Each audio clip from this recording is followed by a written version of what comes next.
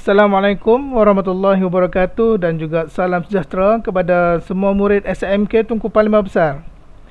Jadi pada video PPDA yang pertama, cikgu telah menerangkan tentang visi PPDA sekolah dan juga misi PPDA sekolah, dan cikgu juga telah menerangkan tentang secara ringkas tentang 5 elemen di dalam program PPDA, dan yang terakhirnya cikgu juga telah menerangkan berkenaan dengan elemen yang pertama, iaitu berkenaan dengan penyalahgunaan dadah, sehinggalah ke akta-akta yang terlibat dan hukuman-hukuman yang boleh dijatuhi sekiranya kita melanggari undang-undang yang berkaitan dengan dadah.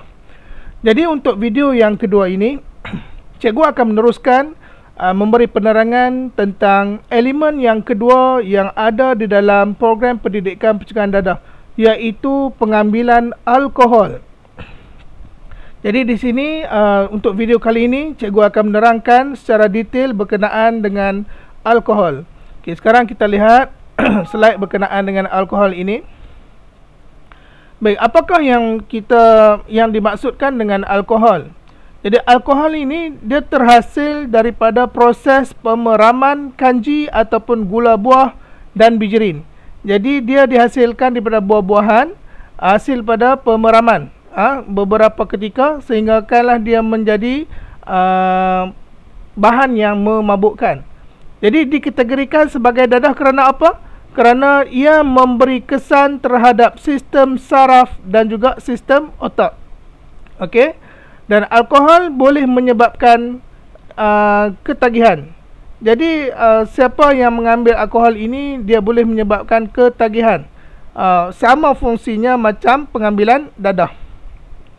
Jadi contoh minuman beralkohol yang ada yang kita selalu dengar di Malaysia ini adalah bir, wine, brandy dan juga whisky.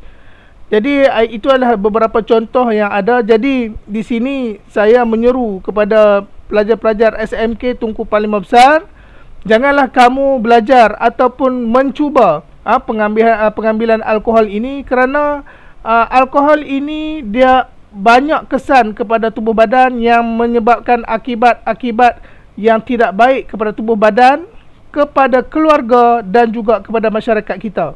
Jadi di bawah ini cikgu ingin memberi sedikit penerangan berkenaan dengan akibat-akibat pengambilan alkohol.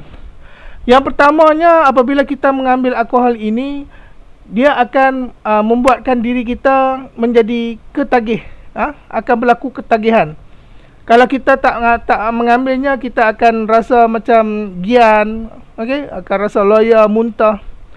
Jadi perkara-perkara ini menyebabkan boleh membawa kepada perkara yang lebih teruk. Contohnya, kalau setengah orang mengambil alkohol ini sebabkan dia ada masalah, dia tidak pandai mengawal dirinya bagaimana nak menyelesaikan masalah. Jadi untuk penyelesaian singkat, dia mengambil alkohol untuk menenangkan dirinya. Padahal alkohol ini hanya dapat menenangkan dirinya hanya seketika saja. Tapi apabila dia sedar, masalah itu akan terus menyelubungi dirinya.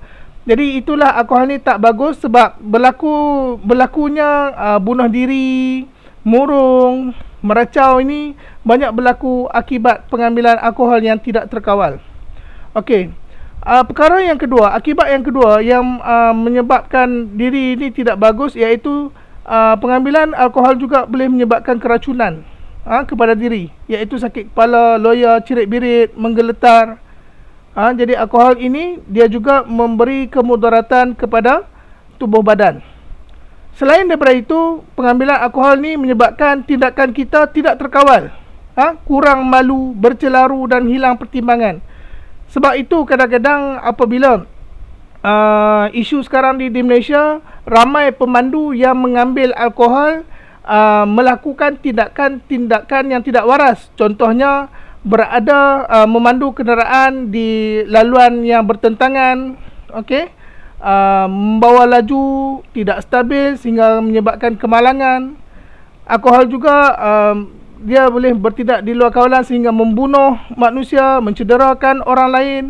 Dan juga perasaan kurang malu tu akan timbul. Contohnya berbahaya bagi murid-murid perempuan, bagi orang-orang perempuan yang mana apabila mengambil alkohol kamu tidak sedar apa yang kamu lakukan semasa kamu mabuk itu.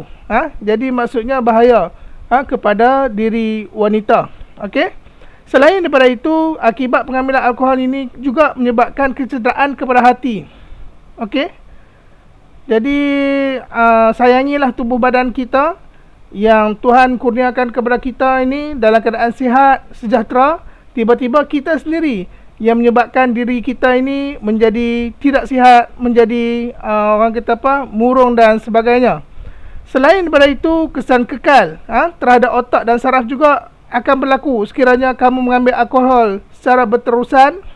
Okey, kerengsaan perut dan juga ulcer perut di bahagian perut, dan juga kecacatan kepada janin bagi wanita-wanita yang mengandung. Jadi cukup berbahaya alkohol ini.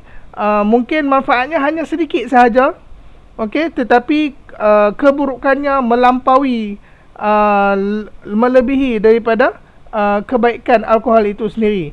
Jadi saya menyuruh kepada pelajar SMK Tunku Palma Besar, janganlah kamu berjinak-jinak dengan alkohol. Jangan kamu cuba berjinak-jinak dengan alkohol, walaupun apa sahaja orang lain mempromosikan kebaikan alkohol. Ingatlah, alkohol itu dia boleh merosakkan diri kamu, dia juga boleh merosakkan keluarga kamu, dan dia juga boleh merosakkan masyarakat kita. Jadi jauhilah alkohol, jagalah diri supaya kita tidak terjebak dengan alkohol. Selamat diri kita, selamatlah keluarga kita. Jadi ini adalah video yang kedua berkaitan dengan PPDA. Jadi saya berhenti di sini dulu untuk saya sebarkan video yang kedua ini, dan saya akan terus juga nanti untuk video yang ketiga menerangkan tentang elemen-elemen PPDA yang seterusnya. Sekian, Assalamualaikum.